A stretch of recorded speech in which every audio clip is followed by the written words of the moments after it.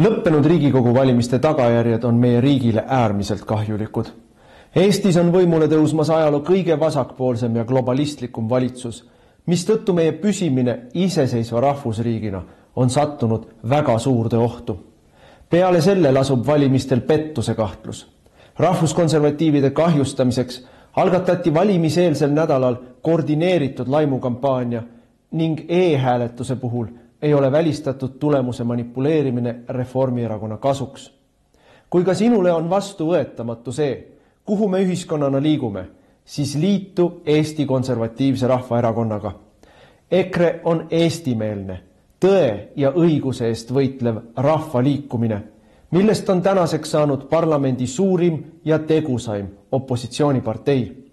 Järgnevatel aastatel seisab meil ees raske võitlus. Peame tagama, et valimistel oleks pettus välistatud.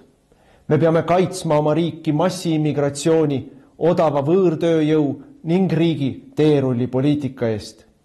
Me peame ära hoidma vaikiva ajastu kehtestamise ja rahva vaesumise. Iga meie liige saab anda oma panuse, et Eesti jääks eestlaste rahvuskoduks. Mida rohkem meid on, seda tugevamad me oleme.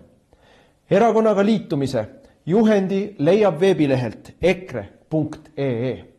Eesti eest.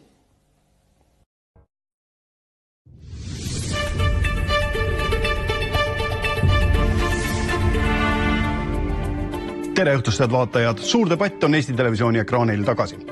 Reformierakond ja Eesti 200 said valmis koalitsioonileppe. Osapooled on rahul, ent opositsioon leiab, et sellel pole ei sihti ega suunda. Kellel on õigus või on tõde seal vahepeal? Esimene stuudio alustab.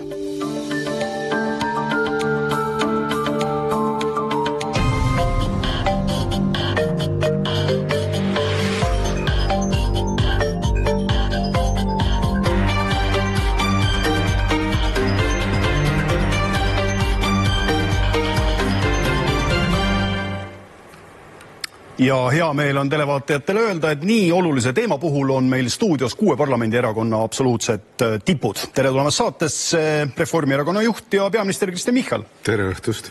Stuudios on ka haridusminister ja Eesti 200 juht Kristina Kallas. Tere õhtust. Isamaa juht Urmas Reinsalu. Tervist. Sotsiaaldemokraatliku erakonna juht Lauri Läänemets. Tere õhtust. EKRE juhti asendab täna Siim Pohlak. Tervist. Ja Keskerakonda juhib jätkuvalt Mihhail Kõlvart. Tere. Veel kord tere tulemast teile kõigile sisukat ja kultuurset debatti. Ja sisseotsaks 1 minut, palun. No, Kristen Michal, mul on teile uudis kõigepealt. Opositsioon ütleb, et leppe on sihitu, ambitsioonitu ja ei tegele põhiküsimustega. Et on see leppe siis kaua tehtud kehvakene?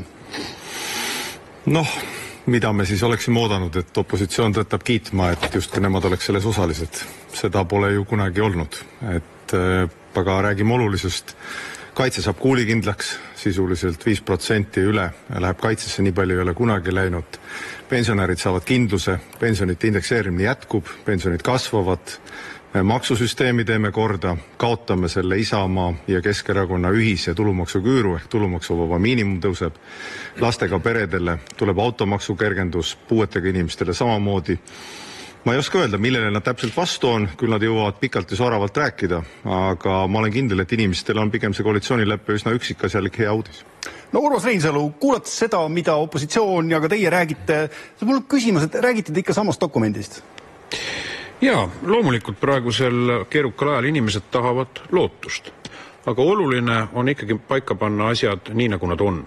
Sama seltskond, kes on 2 aastat riiki juhtinud, jätkab seda samas stiilis ja tuletame Eesti inimestele meelde, 11 kuud tagasi sõlmiti järjekordne koalitsioonileping ja nüüd on nii-öelda selle pikendus või selle jätk, et tegelikkuses on oluline teada seda, mida selles lepingus ei ole. Et nimelt selle sama seltskonna vedamisel ootab Eestit ees 26 uut maksutõusu, nii sellel poolaastal kui järgmisel aastal ja esimene nendest saab olema käibemaksu tõus 1. juulil, mis kruvib omakorda üles ka hindu Eestis. Nii et tegelikult seda koalitsioonilepet ei saa vaadata kui lihtsalt deklaratiivset dokumenti, milles ei ole tegelikke numbrilisi indikaatoreid, palju siis mingisugused vekslid maksavad või kuhu raha eraldatakse, kuid tuleb vaadata tervikuna selle poliitika suutlikkuse ja suutmatuse osas, millega tänane poliitiline juhtkond opereerib. No, Kristina Kallas, tegite te siis 2 kuuga ära 2 päeva töö, nagu Lauri Läänemets ütleb? Rääkisime läbi väga detailselt, et väga selge eesmärk oli see, et me ei kirjuta sinna üldsõnalisi, et vaatame, kas me saame või võib-olla ehk õnnestub, need on olnud seniste koalitsioonilepete iseloom. Ja siis, kui hakatakse reaalselt tegema, siis tulemus on see, et ei õnnestu ja väga palju asju koalitsioonilepingutes tihti ei täitu ja valijatele antud lubadused jäävad täitmata. Et selle koalitsioonilepingu puhul on konkreetsed tähtajad nendele tegevustele taha kirja pandud, need tähtajad on läbi räägitud, läbi analüüsitud, see võimekus, kas valitsus ka neid tähtaegu suudab täita, on läbi mõõdetud. Nii et me ei teinud seda ruttu just nimelt selle tõttu, et kõik, mis seal kirjas on mustvalgelt, valija saab näpuga rida ajada ja tegelikult meie käest küsida 25. aasta 4. kvartalil, kas need ja need asjad on tehtud. Lauri Läänemets, kas te mäletate mõnd koalitsioonilepet, mida opositsioon ei ole suure kaliibriliselt auklikuks lasknud? Opositsiooni ülesanne ongi tuua ju välja puudused ja pakkuda alternatiive, et tõesti see koalitsioonileping, ma vaatasin selle üle, et enamus asju oli ministeeriumite tegevuskavades kirjas siis, kui sotsiaaldemokraadid olid ka valitsuses. Aga tõsi, päris palju olulisi asju on siit puudu ja peaks ütlema, et 2 halba siis tendentsi hakkavad silma. Üks on see, et siin on väga kitsad ärihuvid sisse kirjutatud ja teine halb uudis on pensionäridele, et hooldekodu koht, mis oli sotsiaaldemokraatide eest veetud siis varasematest valitsustest, niipea kui sotsiaaldemokraate ei ole valitsuses, niipea siis hooldekodu koha eest peavad jälle inimesed ja pensionärid ise maksma hakkama. Nii et ütleme nii, et ei vanaemadele, vanaisadele, ei tegelikult isadele, emadele, lastele siin midagi head ei ole, et siin on ainult tõesti kitsaste ärihuvide teenindamine. Me tuleme nende ärihuvide juurde kohe tagasi, see on tõsine süüdistus, aga avaring, Mihhail Kõlvart, kas koalitsioonileppe on siis üdini halb või leidsite midagi positiivset ka? Ma alustaks võib-olla sellest, et see on muidugi suur saavutus, et lugupeetud peaminister ütleb, et indekseerimine, pensionide indekseerimine nagu säilib. Et kõigepealt üks koalitsioonipartner hirmutab meid, et sellest tuleb loobuda ja siis koalitsioonileppes tekib säte, et jätkame ikkagi indekseerimisega. Ja muidu mulle tundub, et see maksude teema, täna võiks seda nimetada maksude ringmajandus. Et samad maksud, erinevad teemad ja kogu aeg arutame. 2% pluss veel 2%, siis ütleme, et see on ajutine, siis pärast ütleme, et tegelikult see on püsiv lahendus, kehtestame automaksu, siis saame aru, et tegelikult see on vastuolus põhiseadusega ja pakume inimestele leevendust, aga samas see on sundseis, sest teismoodi ei saa. Nüüd räägime ettevõtluskeskkonnast, kõigepealt seda ettevõtlust kägistame maksudega, siis teeme kingituse, ütleme, et jah, palun, ühe maksu me siis tühistame.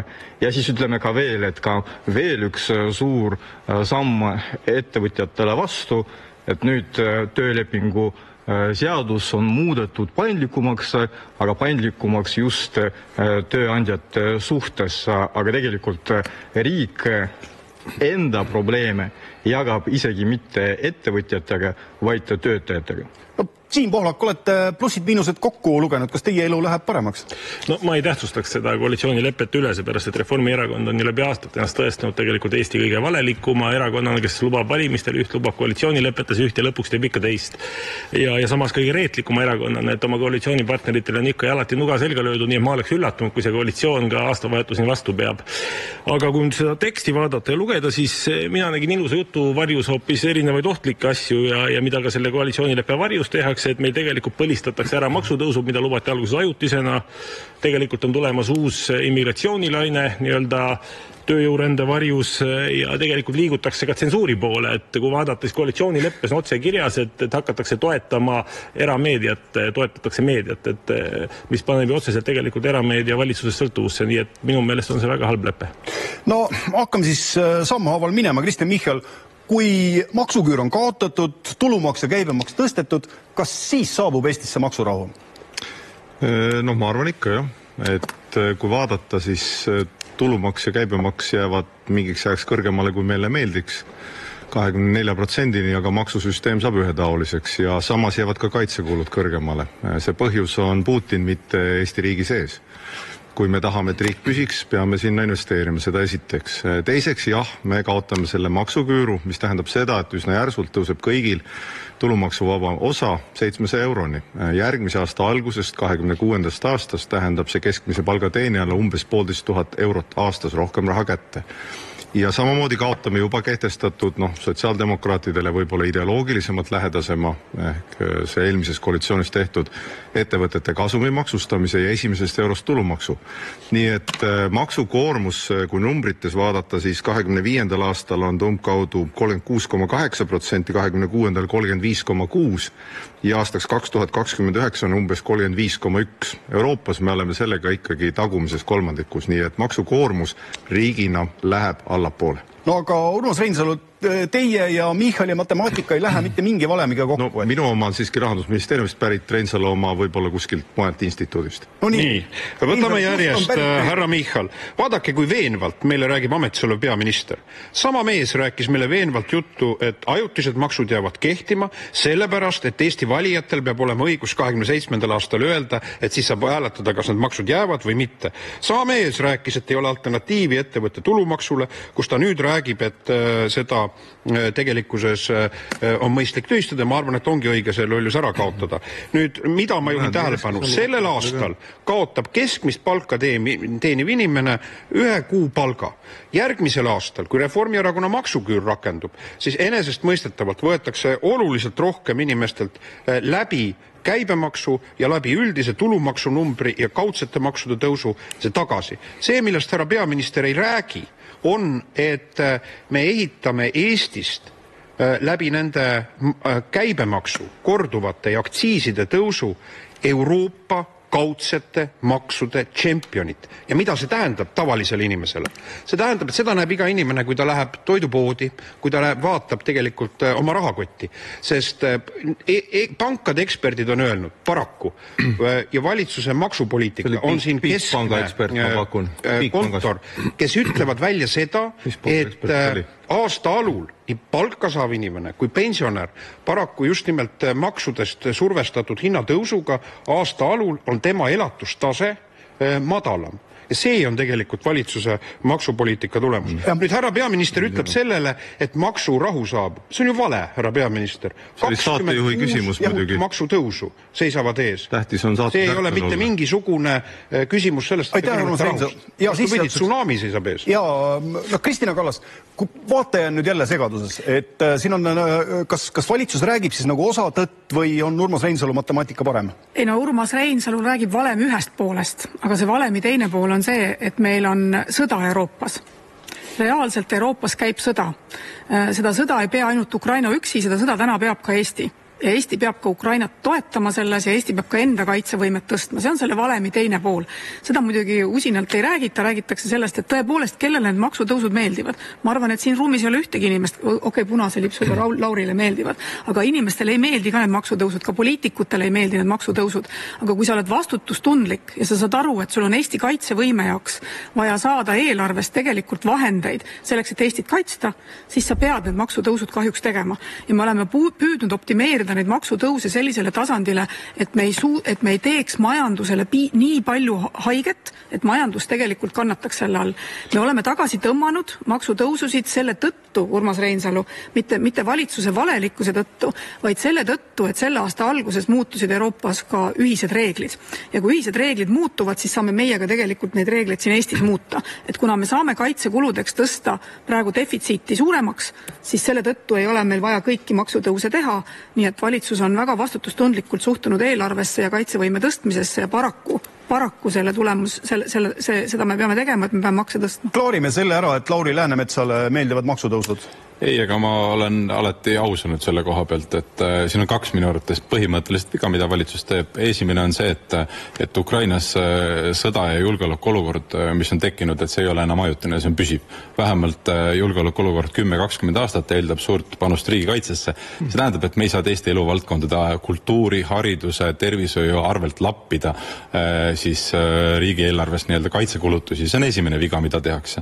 Teine viga, mida tehakse teadlikult, mida ei räägi räägita, on see, et Euroopa Komisjoni nii-öelda lubatud siis suurem eelarve puudujääk tuleb ära kaotada aastal 2029.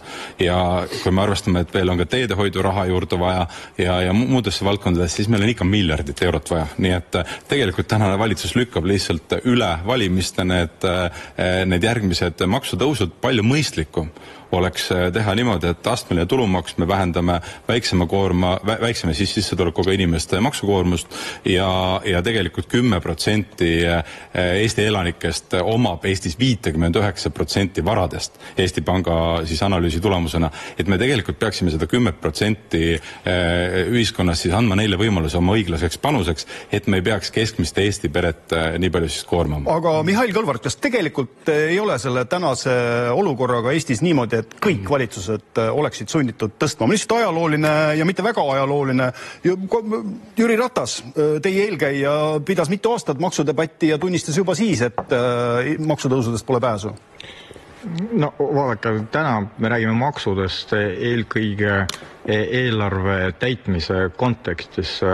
Maksud on tegelikult ka majanduse reguleerimise instrument ja selles plaanis maksudest keegi ei räägi. Siin on räägitud maksuküürust ja sellest, et see on suur töövõit, et eelarvest jagatakse laiali 500 miljonit aastas ja siis tekib küsimus, kelle jaoks jagatakse. Et kasutades maksukalkulaatorit, mida pakub Reformierakond enda koduleheküljel, me saame teada, et kui inimesel on palk 1200, siis tema võit on 12 eurot aastas. Kui tema palk on võrdne Riigikogu liikme palgaga, siis tema võit on 554 eurot. Ja siis tekib küsimuses praeguses olukorras, kes vajab toetust rohkem. Jah, ma tean, mida vastavad lugupeetud koalitsioonipartnerid toovad välja keskmise palka ja ütlevad, aga need inimesed saavad rohkem ja saavadki rohkem. Aga nende käest pärast riik võtab raha tagasi automaksuga, käibemaksutõusuga, tulumaksutõusuga, aktsiisidega, et see on selline maksude ring ja mis lihtsalt annab võimaluse suure loosungiga välja tulla. Nüüd siin oli jutt sellest, et aga on olemas ka teine ots, et sõda Ukrainas. Ja tegelikult me täna jõudsime nii kaugele, et ükskõik mis probleem tekib ühiskonnas, vastus on üks, sõda Ukrainas. Kas Läti puhul see teine ots ei kehti, kas Leedu puhul see teine ots ei kehti? Kas me näeme nendes riikides sama maksufestivali? Ei, aga seal me näeme pangamaksu, millest meie oleme loobunud.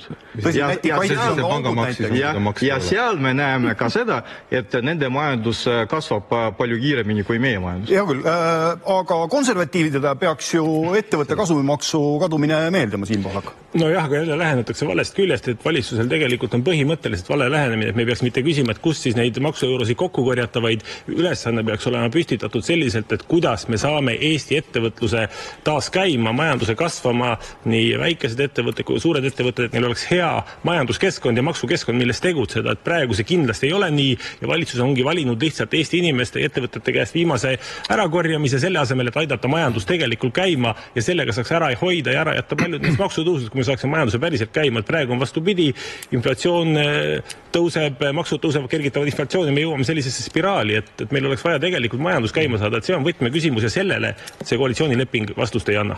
Kristjan Michal, käime korraks selle arvutuse üle veel, me oleme seda kümneid ja kümneid kordi siin saates küll teinud, aga see väide, et vaesed toetavad rikkaid nende maksumuudatustega? Nende maksumuudatustega see muidugi nii ei ole, sellepärast, et kui me kaotame esimesest eurost tulumaksustamise, mis praegu on seadustes kehtiv, siis see pigem aitab väikse ja keskmise sissetulekuga inimesi, muuhulgas ka pensionäre, kellele oleks see rohkem mõjunud. Teiseks, kui me kaotame Isamaa ja Keskerakonna viletsa astmelise tulumaksu, ehk tõstame tulumaksuvaba tulu kõigile 700 euroni, siis see aitab samamoodi väiksema ja keskmise sissetulekuga inimesi rohkem. Seda esiteks. Teiseks, ära tuleb parandada mõned faktid. Mihhail Kõlvartil muuseas oli õigus, selles mõttes kompliment, et kui me jagame ja eelarvesse tuleb vähem raha, siis see raha jääbki inimestele majandusse. See on õigesti aru saadud. Samal ajal Urmas Reinsalu räägib, et seda justkui ei jääks. Nii et opositsiooni selline nii-öelda arusaamine, see matemaatika sõltub ka eeskätt istekohast. Seda esiteks. Teiseks teedest. Räägime teedest ka. Automaksu, aastamaksuga on kokkulepe, et iga alaealise lapse pealt 100 eurot on see maksuvähendus. Lisaks M ja N kategooria busside puhul, mis aitab ka puuetega inimesi muu hulgas, ja automaksust siis ülejääv osa, mis eelarvesse laekub, läheb teedehitusse. Nii et teedehitusse läheb raha juurde. Samamoodi, mis puudutab majandus- ja ärikeskkonda, siis jah, võib-olla tõesti opositsioon pole märganud, aga peaministri juures käivad koos Eesti riigi tippettevõtjad Riigikantselei juures ja teevad hulga ettepanekuid, kui te vaatate valitsus.ee leheküljele, seal on üle 100 ettepaneku, mida me oleme juba toimetanud ja need ettepanekuid tuleb pidevalt juurde, kuidas Eesti ärikeskkonda saada maailma parimaks. Muu hulgas näiteks ettevõtte kasumimaksu kaotamine, mis pole tõepoolest saladus, ma toetan siin Kristinat, on tõenäoliselt Laurile südamelähedasem kui meile. Me jõudsime nüüd Eesti kõige populaarsema teemani. Urmas Reinsalu, lapse autotoetus. Kuidas kõlab, et parem ikka kui mitte toetus? Ma arvan, et see on niisugune, ma ei tea, Vietnami või Põhja-Korea stiilis loogika. Mõtleme välja mingisuguse ogaramaksu, mille initsiaator, ma mäletan, oli toonane kliimaminister härra Michal, kes ütles, et see tuleb kahekordistada kliimaeesmärkide nimel. Härra Võrklaev toona ütles, et inimesed hakkavad hobusega sõitma ähtis.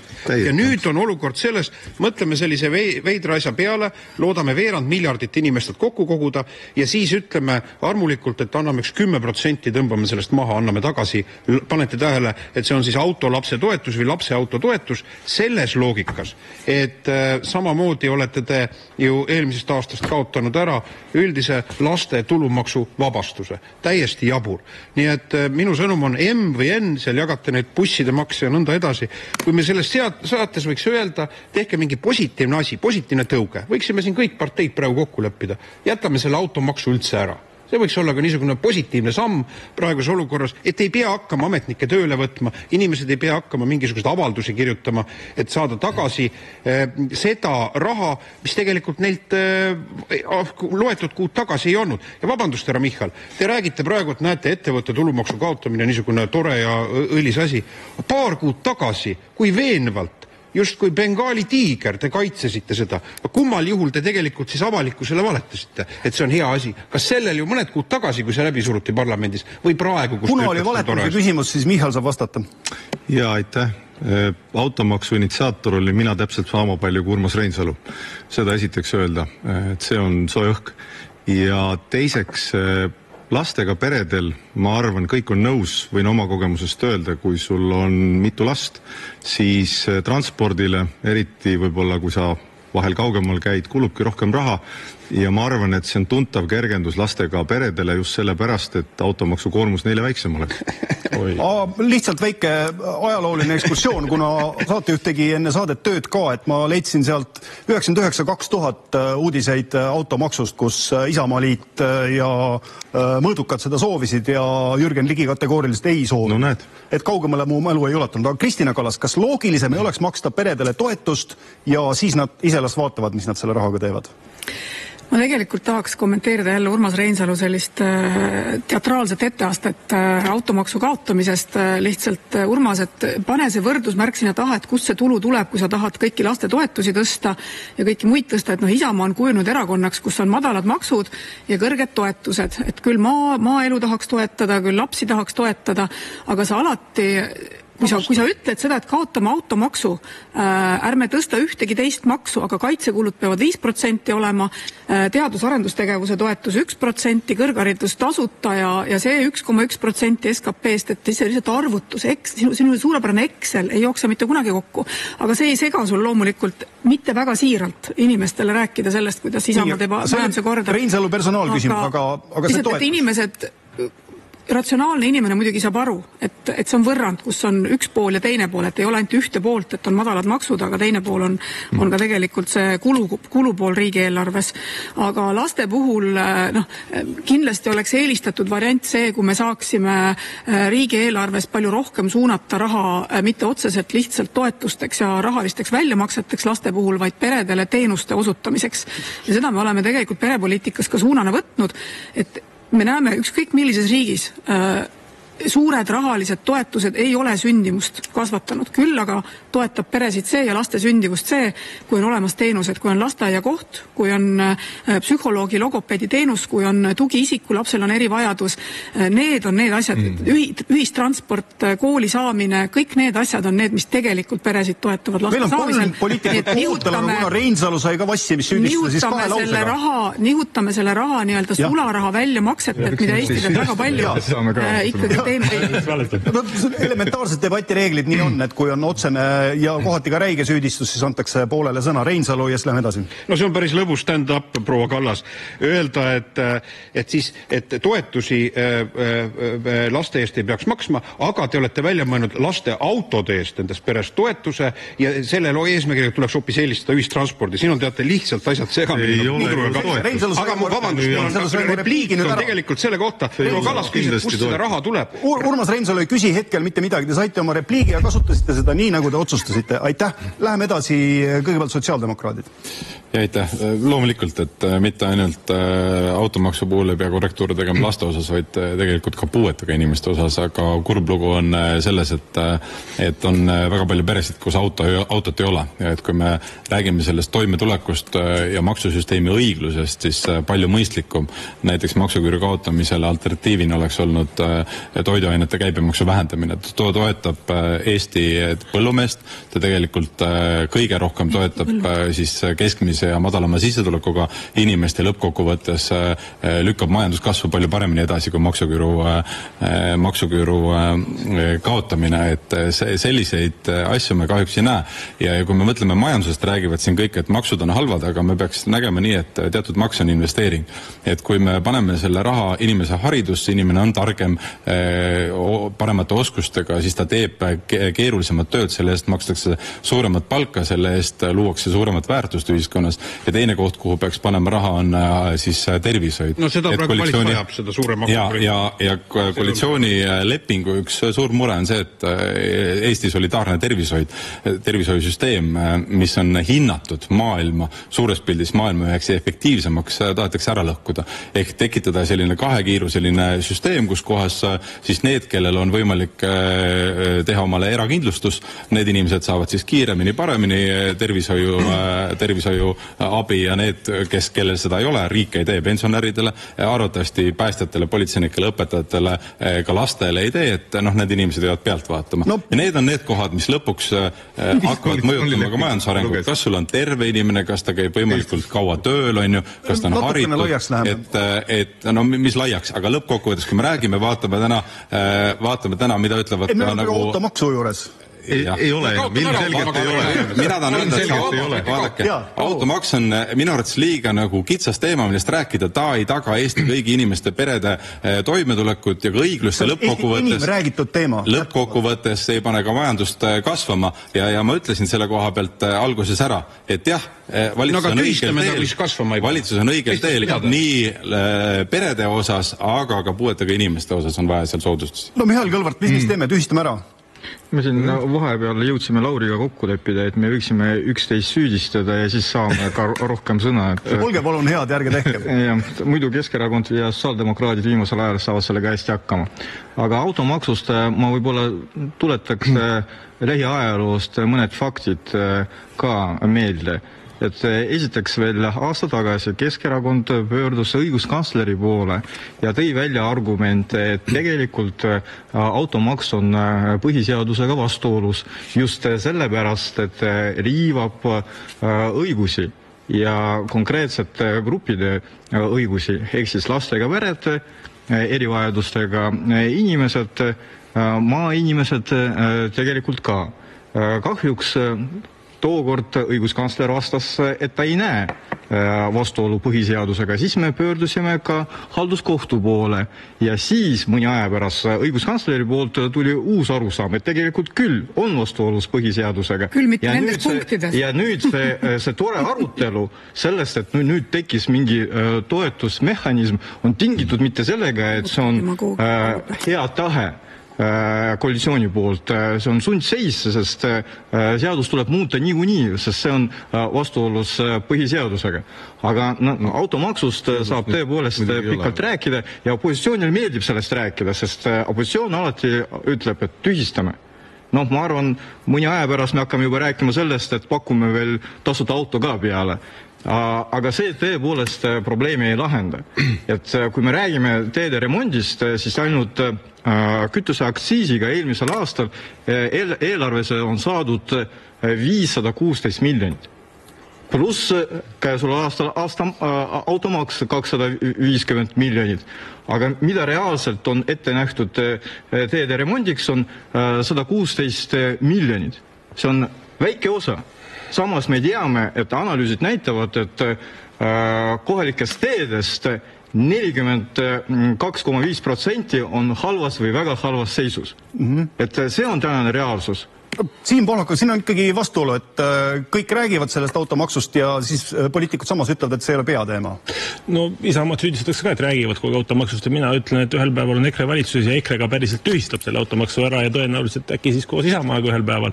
Et loomulikult automaks on vaja tühistada, et selles pole küsimust, aga mis puudutab Reformierakonna Eesti 200 juttu ja väidetavat muret lastega perede pärast, et neil justkui on automaks raske maksta, et siis ma tuletaks meelde, et on suurperedelt võtnud ära toetuse, mis alles hiljuti EKRE abiga tehti, on tõstnud käibemaksu, tõstavad elektriaktsiisi.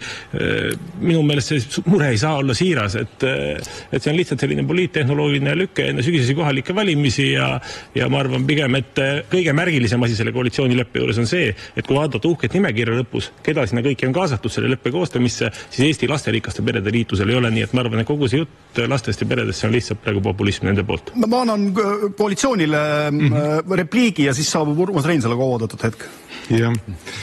Mitu asja. Kõigepealt ma ei saanudki aru, kas nüüd sotsiaaldemokraadid toetavad seda ettepanekut lastega perede ja puuetega inimeste puhul automaksust kergendust teha. Ma loodan, et ma sain õigesti aru, toetavad. Asi seegi. Teiste puhul ma eeldan ka sama, et parlamendis selle vastu ei hakata sõdima, sest ütleme nii, et ega kõik teavad, mina ei ole suur automaksu fänn olnud. Automaksul on teatud puudused ja kui me vaatame seda, mida me teha saame, siis lastega peredel ja puuetega inimestele saab teha kergemaks ja ülejäänud raha saab suunata teedesse. See vähemalt muudab seda tajutavalt, võib-olla mitte just teab, mis õnnestunud maksu kergemaks ja kõik, mis puudutab ülejäänud muud maksukoormust, oleme siiski ausad, et isegi kui maksukoormus on kõrgem, iseseisvus on üldiselt hindamatu, et see, et meie kaitsekulutused on nüüd lähiaastatel üle 5%, ma arvan, kes iganes siin seda mainis, võib-olla oli see Lauri, et ega tulebki endale aru anda, et julgeoleku olukord nõuab seda, et me teeme kohe nüüd ja võimalikult palju investeeringuid, et tulevased põlved saaks ennast hästi tunda. Iseseisvus on tegelikult seda väärt ja me teame, mida Venemaa endast kujutab, nii et kõik need samad jutud, et langetame samal ajal makse, mida meie kõik ilmselt kõik poliitikud oleksin nõus tegema ja paneme rohkem raha investeeringuteks ja kaitsesse, selliste juttude rääkijaid tuleks sooja õhukombel läbi vaadata. Nii, Urmas Reinsalu. Aga kuule peaminister, sa ise räägid seda juttu. Vähemalt retoorikas sa kõneled, et langetad makse ja suunad kaitsesse. Et ma ei tea kumb ja sa ütled, et tuleks suunata ma ei tea kuhu. Nüüd loomulikult riigikaitse küsimused tuleb ära teha ja Isamaa toetab kõiki valitsuse algatusi. Asjad on veninud 2 aastat ja mul on hea meel, et nüüd vähemasti poliitiliselt on deklareeritakse valmisolekut. Nüüd teine küsimus, mis puudutas seda, et baasväide, mida proua Kallas ütles, kus me raha võtame, et kui meil need maksutõusud nagu kompenseerivad seda niisugust nagu eelarve probleemi. Vaadake, see leiutis, mis te olete 2 aastat siin minu vasakul ja paremal käel, olete läbivalt ajanud, et majanduslanguse ajal maksutõusudega majandust käivitada, see on põhimõtteliselt vale loogika. 2023. aasta suveprognoosis, armas valitsus, te nägite ette, et 24 ja 25 nominaalne SKP teie eelduste järgi kasvab tegelikult selles summas, mis ei täitunud, 3,9 miljardit eurot. eurot ja suur panus oli teie enda regulatiivne majanduse destabiliseerimine. 3,9 miljardi pealt oleks laekunud selle 2 aasta loogikas üle 1 miljardi euro ka täiendavat maksutulu riigi loogikas. Ja nüüd kõneleda siin automaksu puhul, et kellegile ei meeldi, ma ei saa ka aru, et niisugune orb on korraga, keegi sellest vastutust ei taha võtta. Loomulikult olete põnnama löönud. Näete, et Eesti inimestele see ei meeldi. Teil ei olnud mitte mingisugust mandaati, proua Kallas. Te deklareerisite enne valimisi automaksu vastu, et ei kavatse kehtestada, nii nagu tegelikult ka Reformierakond deklareeris seal maksutõuse ei kehtesta. Ja nüüd püüate siis aralt taganeda ja öelda välja, et me kellegile anname seal veidikene leevendust ja ainukene perepoliitika meede. Kogu selle perepoliitika olukorra destabiliseerimisel olete välja mõelnud siis lapse autotoetus. No see kindlasti ei ole ainuke. Minu väite on selgelt lihtne ja ma olen mõelnud ka sellele, inimesed on küsinud, et kui valijad selle valiku langetavad, ilmselt on mõistlik 2027. aasta 1. jaanuarist tagasi ulatuvalt see automaks kehtestada, et käsitleme seda täna Eestis kõigi nende iluvõredega ja spoileritega, mida te olete selle automaksule leiutanud, kui ajutist maksu. Aitäh, Reinsalu, Kristina Kallas. Ega ma ei teagi, mis ma nüüd rääkima pean selles mõttes, et see selline teie tegid halvasti, sina tegid veel halvemini, et see on, ma arvan, et vaataja on läinud juba võileiba kööki tegema, sellepärast, et see sellised saated, kus lihtsalt käib üks lõputu ründamine, mitte ükski fakt ei päde, selline demagoogia meistriklass, et ma ei tea, kust otsast seda harutama. Aga palun, lükkake ümber, mis mu faktist oli vale? 23. aasta riigieelarve, mida tehti 22. aastal valitsuse poolt, kus oli Isamaa sotsiaaldemokraadid 23. aasta majandusprognoosist. Reformierakond 24. 25. aasta vaates. Käitub. 23. aasta riigieelarves oli peale võetud uusi täiendavaid kulusid 1,4 miljardi euro ulatuses ja mitte keegi enne valimisi ei julgenud samal ajal öelda, et väga tore on hooldekodu koht pensioni eest, kõrghariduse toetuse tõstmine, keskmine pension, tulumaksu vabaks teaduse raha tõstmine, õpetajate palga tõstmine 23%, päästjate palga tõstmine 36%. See kõik on väga tore, aga enamus ka, eriti Isamaa, sotsid tõesti ütlesid, aga Isamaa ei julgenud öelda, et selleks, et seda 1,4 miljardit, mis te välja jagasite 22. aastal, et sellel tegelikult ei ole katet riigieelarves. Sellel ei ole katet. Ja 23. aastal, kui me hakkasime riigieelarvet tegema 24. aastaks, oli meil vaja kaitsekulusid tõsta ja samal ajal oli meil meeletu miinus ees. Sellepärast, et ette valimiste ajaks oli tegelikult välja jagatud 1,4 miljardit. Ja see oli see positsioon, kust me alustasime. Miks me ei pääsenud lihtsalt maksutõusudest? Nüüd automaksu võib ju tühistada, aga härra Reinsalu, või vastake siis sellele küsimusele, kust tuleb raha teedeehituseks, kust tuleb raha õpetajate palgaks, kust tuleb raha kaitsekuludeks, kust tuleb raha tasuta kõrghariduse pidamiseks, kus on need tulud, ega me ei saa eelarvet üleval pidada ainult sotsiaalmaksuga, mis läheb pensionite maksmiseks ja tervisekassa miinuse katmiseks ja lisaks veel tulumaksuga, mis iseenesest ei katta ära enamusi neid kulusid, millest teie tegelikult räägite. Mul on väga kahju, ma ei anna nüüd, sest me kaaperdame lihtsalt ühes suunas saate ära, et repliik sotsidele ja meil on üks erakordselt oluline teema veel. Jah, et tõesti ta nii oli, et enne eelmiseid Riigikogu valimisi ja võiks öelda ka nüüd, ma pean lõpuks olema jälle see, kes ausalt siin räägib, on muideks sellise sama stuudio, kus kohas ma proovisin öelda seda sama, mis ma automaksu ajal ütlesin ja saatejuht ütles, et ärme räägi, sellest pole oluline ja pärast valimisi terve Eesti rääkis nagu sellest, mis puudutab... Saatejuhid kindlasti ei ütle, et ei ole oluline. Ja selles mõttes, et automaks oli olulisem. Oluline on see, et me täna tegelikult ju lükkame kõik, valitsus ju teeb seda, et võtab nagu suured kulud peale, lükatakse üle eelarveperioodi või valimisperioodi ja pange tähele, aasta 2029 tuleb leida järsku täpselt samamoodi miljard eurot, see saab olema ettevõtetele, majandusele, inimestele nagu valus ja kogu maksustruktuur täna, mida mis üles on ehitatud on ju selle peale, et keskmine pere ja vaesem pere maksab rohkem, rikkamad põhimõtteliselt ei maksa midagi. Kogu koalitsioonileping on tegelikult ju selliseid kingitusi ülirikastele nagu täis ja tavaline inimene peab pealt vaatama ja muideks maksustruktuuris on ka ju probleem.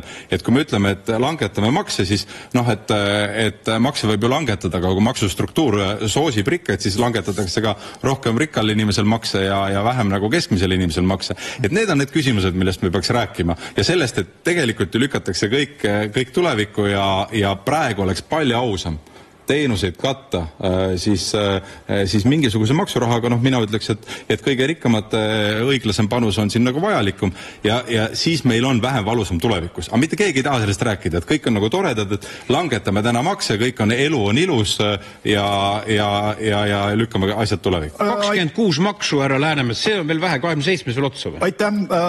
Meil on umbes 20 minutit ühe erakordselt olulise teema katmiseks, millest on võib-olla pisut vähem olnud juttu. Nimelt koalitsioon hakkab siis ümber tegema pensionisüsteemi, 3 sambalist, tugevdama teist sammast. Kristen Michal, Bigbanki suuromanik Parvel Pruunsild ütles täna ERR-is, et varem või hiljem lahkuvad kõik inimesed teisest sambast. Mis te selle sambaga jändate siis? No varem või hiljem jah, tõepoolest, see on tõesti terane tähelepanek tema poolt, aga avaliku elu tegelasena kindlasti ta on vaba oma arvamust avaldama, eriti kui ta valdkonda niimoodi tunneb. Aga ma ütleks niimoodi, et kõigepealt kõige olulisem kokkulepe, mille me siin koalitsioonis tegime ja ma olen kindel, et opositsioon jälle avaldab arvamust selle kohta, leppisime kokku, et ehkki hoolimata sellest, et ühiskonnas on väga palju erinevaid arvajaid, muuhulgas ka poliitjõude, näiteks parempoolsedki, kes on öelnud, et tuleb minna tänaste pensionäride sissetulekute kallale, siis me leppisime kokku, et indekseerimise süsteemi me ei muuda. Tänased pensionärid võivad kindlad olla, et pension kasvab edasi. Seda esiteks. Teise samba puhul me loome võimaluse ja siin tõepoolest Eesti 200 kindlasti oli initsiaator, et inimesed saavad sellesse süsteemi kiiremini naasta ja ma isiklikult pean seda ka õigeks, sellepärast et kui sa ei kogu tulevikuks, siis on tegelikult 2 muret. Esiteks sul on endal pension väiksem ja teiseks kõik inimesed ümber. Maksusüsteem tervikuna peab selle kinni maksma. Nii et ma saan aru juba mainitud Bigbanki omaniku suunisest ja saan aru, et vaated kattuvad täielikult Isamaaga. Üks on mõelnud sama, mida teine, et nad kindlasti võitlevad sellele vastu väga palju. Aga ma ütleks siiski see, et inimesed saavad oma tuleviku jaoks raha panustada, on minu meelest mõistlikum kui see, et nad ei kogu ja küsivad, kus nende pension sellel hetkel on. Urmas Reinsalu, kas teie mõtted kattuvad siis 100% Pruunsilla omadega?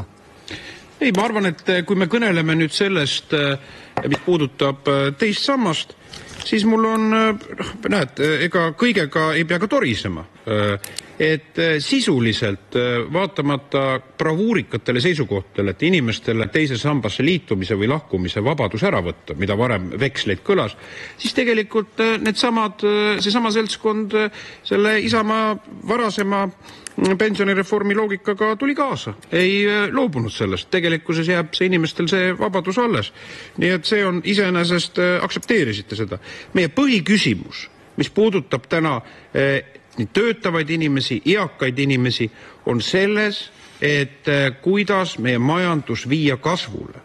Ja see küsimus, et kust seda raha võtta erinevateks teenusteks ja riigi ülalpidamiseks, andke andeks, te olete valinud selle tee, et tõstate makse, aga samas valitsemiskulusid ei vähenda. Vastupidi, valitsemiskulud tegelikkuses kasvavad. Ja ma arvan, et see on vildakas lähenemisnurk. Ja see, mis puudutab nüüd eakate inimeste toimetulekut, härra peaminister, on küsimus selles, et ka nominaalse pensionitõusu söövad ära ja kuhjaga veel peale paraku hinnatõusud, mis kaasnevad spiraalina maksutõusudega. Ja kui me kõneleme siin sellest, et me oleme objektiivses paratamatuses, härra peaminister, te teate, see ei vasta ju tõele. Pankade analüütikud ütlevad seda, et selle aasta prognoos on Läti-Leedu inflatsioon suuruses 2 korda madalam kui Eestis ja Soomes 3 korda madalam. Seletage ära, mille poolest regioonis on, härra peaminister, Eesti nii unikaalne hinnatõusu poolest? Reinsalu nüüd küll konkreetselt küsis, aga teeme nii, et see nüüd ainus kord, kui me laseme kaaperdada saata. Teen lühidalt repliigi, et esiteks majanduskasvu nimel me töötame koos Eesti ettevõtjatega. Ma arvan, et sellel valitsusel on ettevõtjatega väga üks tee. Peaministri juurde moodustatud või Riigikantselei juurde moodustatud selline ettevõtjate nõukoda. Selle nimel ju pingutabki, et efektiivsust ja majanduskasvu tagada. Teiseks, me oleme kokku leppinud 3 aasta vältel kärped, need olid juba sotside ajalt eelmisest valitsusest, 1,4 miljardit. Siin samas ennegi saadet diskuteerisime, kuidas muuhulgas ka ERR-is kärbitakse. Nii et need kärped, meeldivad need Reinsalule või mitte, on kahjuks reaalsus.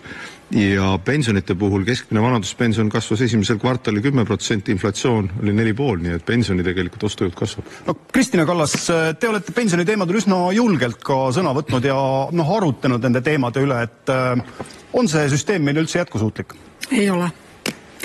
Ehk siis, et see, mida keegi rääkida ei taha, on see, et esimene sammas sellisel kujul, nagu ta täna indekseerituna on, täna ta toimib, aga koalitsioonilepingu läbirääkimistel palusime Rahandusministeeriumist 10 aasta prognoosi ette, et 10 aasta prognoos näitab meil, et sellise tööealise elanikkonna ja pensionäride suhtarvu jätkumise juures esimene sammas tegelikult jätkusuutlik ei ole.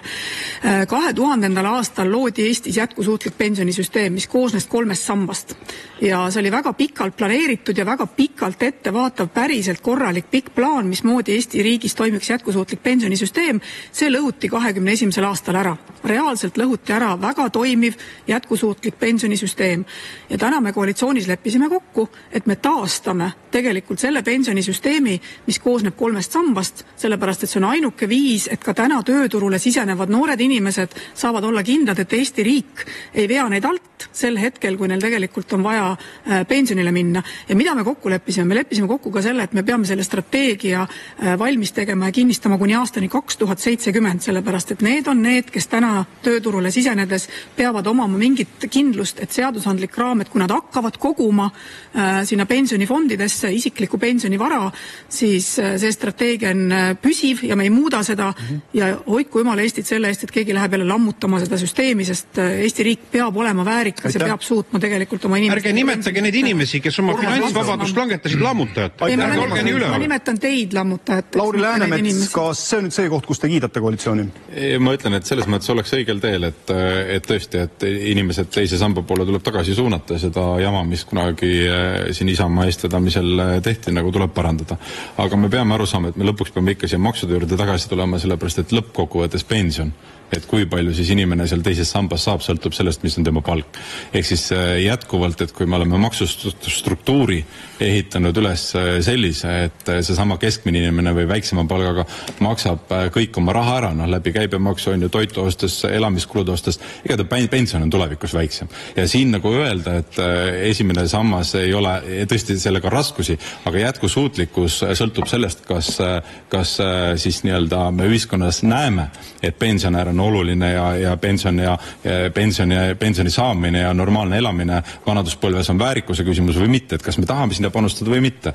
Et lõppkokkuvõttes on ikka jälle see, et kes kui palju nagu panustama peab läbi maksuda.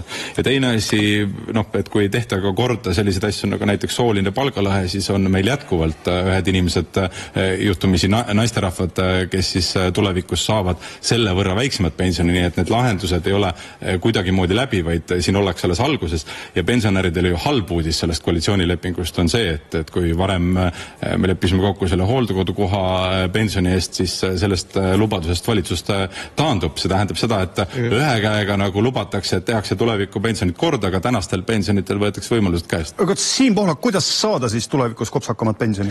Kõigepealt markeeriks ära, kui Michal ütles, et Reformierakond pingutab, et majandust kasvama saades me oleme näinud 4 aastat, kuidas nad rapsivad nagu tummleilis maksude ja kõigega ja majandusolukord läheb ainult hullemaks, nii et läheb nagu hirm tuleb peale, kui seda juttu kuulata, et aga mis puudutab teist pensionisammast, siis ma ei saa aru sellest ohutust kirest vägisi inimestele ette kirjutada, mida nad oma rahaga tegelikult tegema peavad, et kui vaadata numbreid, siis need inimesed, kes kohe, kui võimalus tekkis teisest sambast raha välja võtsid, on kõige rohkem täna võitnud, seepärast, et vahepeal on olnud inflatsioon, on toimunud majanduslangus, et need inimesed tegelikult, nendel on jäänud oma raha kõige rohkem alles, nii et ma ei saa aru sellest valitsuse kirest iga hinnast sundida inimesi oma raha pankades teises sambas hoidma, et raha peaks olema inimeste enda otsus, mida nad teevad sellega. See oli nüüd vale. See oli nüüd faktiviga. Need inimesed on kõige rohkem kaotanud. Nagu. Ükskord toetan ka opositsiooni. Mina toetan siin valitsust. Te olete võtnud ja röövinud nende tulevad. Huvitavad sillad. Pärast saadet näitan sulle numbrid, Lauri. Mihhail Kõlvart, milline pensionisüsteem teile meeldib?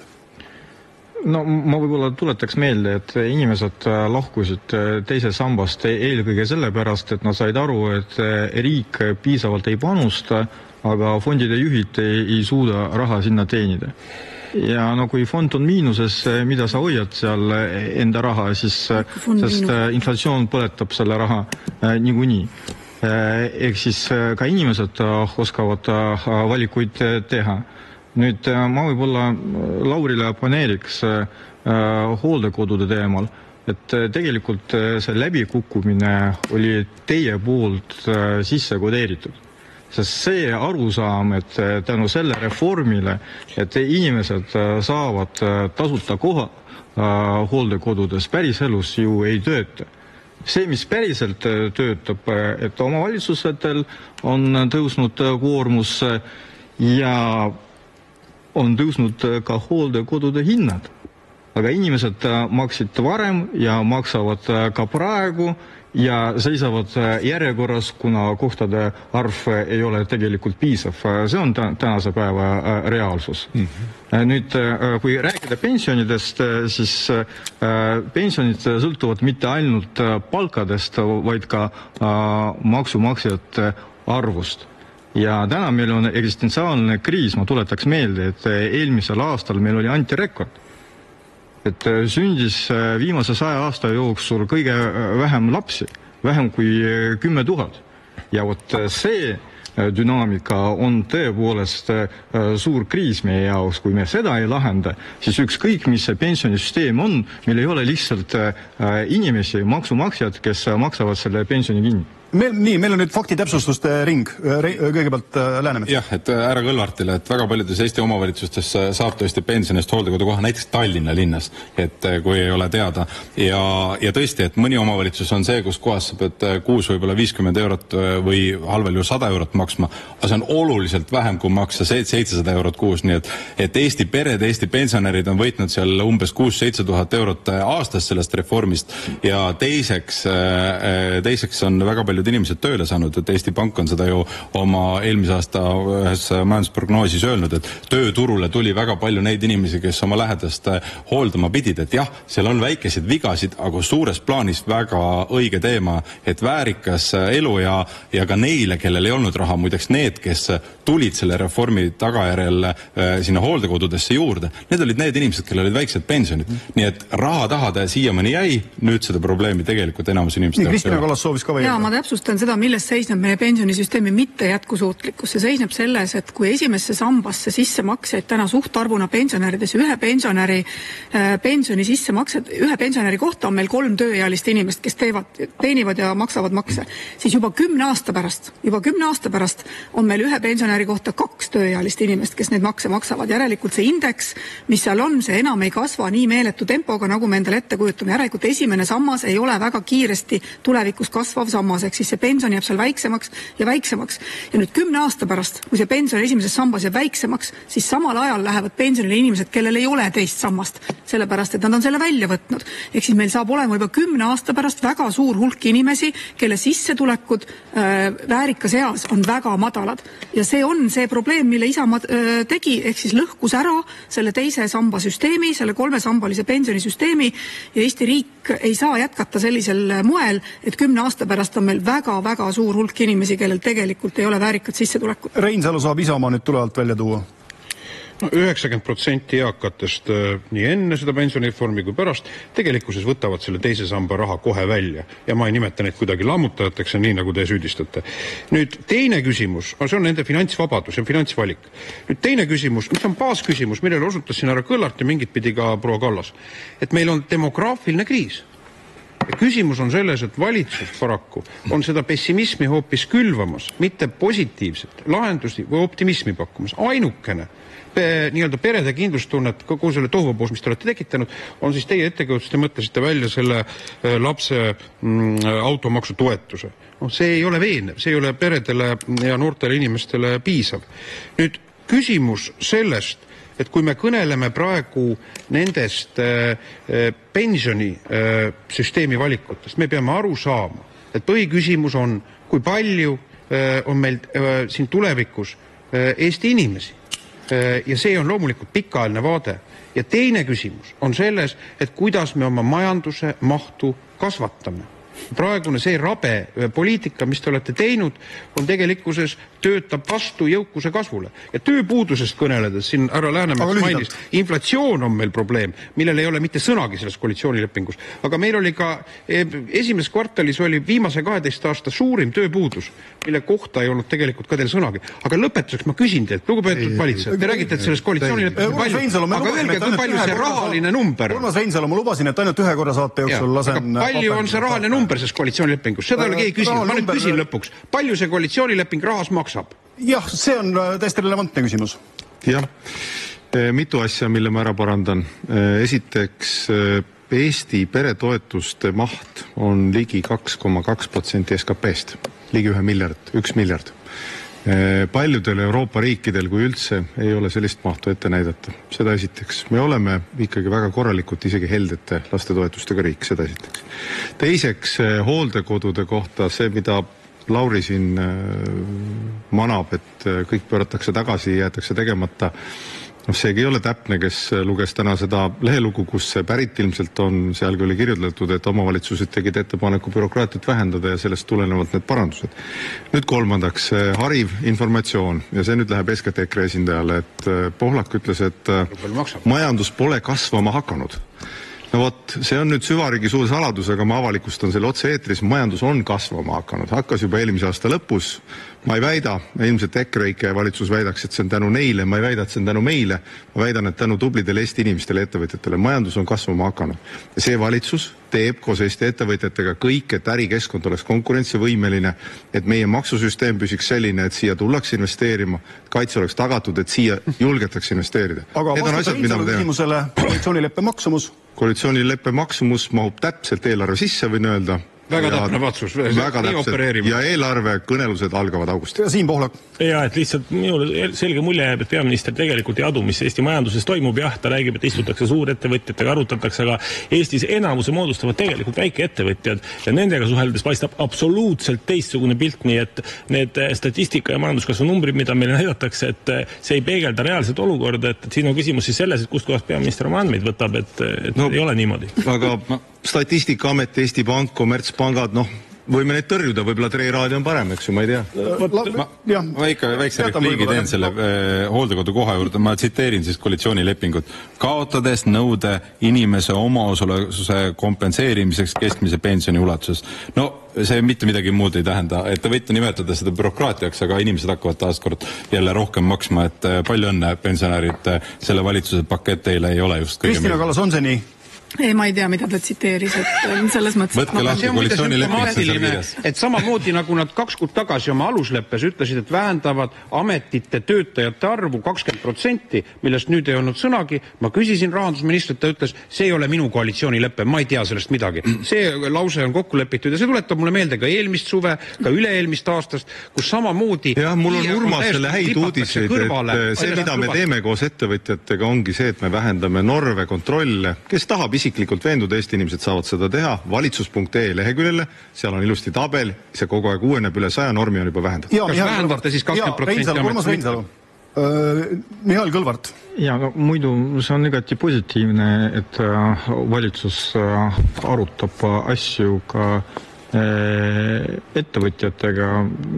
See on õige tee, aga siin oli juttu numbritest ja statistikast, et on olemas ka selline statistika, et töötuse määr on viimase 12 aasta jooksul kõige suurem.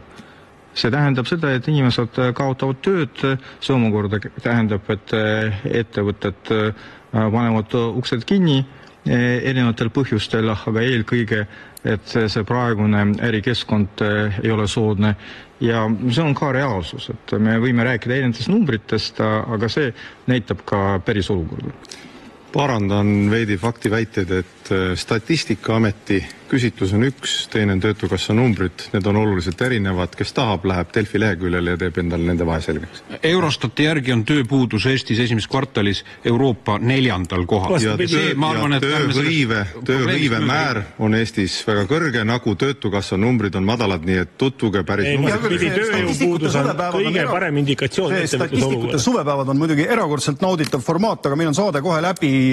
Siim Pohlak ei ole rünnanud eriti kedagi ja seetõttu võib-olla vähem sõna saanud, et mis see soovitus saate lõpus oleks koalitsioonileppe vaatest? Minu soovitus oleks erakorralised valimised, et vaadates tänase valitsuskoalitsiooni toetust, see on olematu, vaadates seda, kuidas tegelikult viimase uuringu järgi on ka nende inimeste osakaal, kes tunnevad ennast Eesti ühiskonna liikmetena, aga eestlaste seas on kukkunud rekordiliselt madalale, siis meil on täna ainult ühte asja vaja, meil on vaja erakorralisi valimisi, seepärast, et Eesti inimesed tegelikult on pettunud valitsuses ja selle kaudu kahjuks ka oma riigis. Kas sotsiaaldemokraadid tahavad ka erakorralisi valimisi? Ei, aga ma ütlen, soovitan tähelepanelik olla, et igasugune majanduskasv ei ole kõigi inimeste huvides, näiteks kui vähesed saavad sellest koos loodud jõukusest enamuse ja sina palgana ei saa eriti midagi, siis sellist majandust enamus Eesti inimestele vaja ei ole. See tähendab, et meil on vaja ikka põhimõtteliselt muudatusi teha nii maksu- kui majandussüsteemis, et iga inimene saaks koos loodud jõukusest oma õiglase osa. Ja mitte ainult iga inimene, ka iga ettevõtja, sest täna kipub nii minema, et seda jõukust läheb ühte kohta väga palju, aga meil on palju väikseid ettevõtjaid, kes väga kõvasti pingutavad, aga nad kahjuks ei ole sellele tasemele jõudnud, kus nad unistanud on. Ja saate viimane repliik, Kristina Kallas, kas muudatused tulevad? Me oleme väga palju muudatusi kokku leppinud, nii pensionisüsteemis, nii majanduses, teadus-arendustegevuses, nii et tulevad küll, jah. Aitäh selle tulise debati eest ja jõudu tööle. Head vaatajad, olge homme samal ajal tagasi. Mirko Ojakivi külaline on akadeemik Jaak Aaviksoo. Kohtumiseni.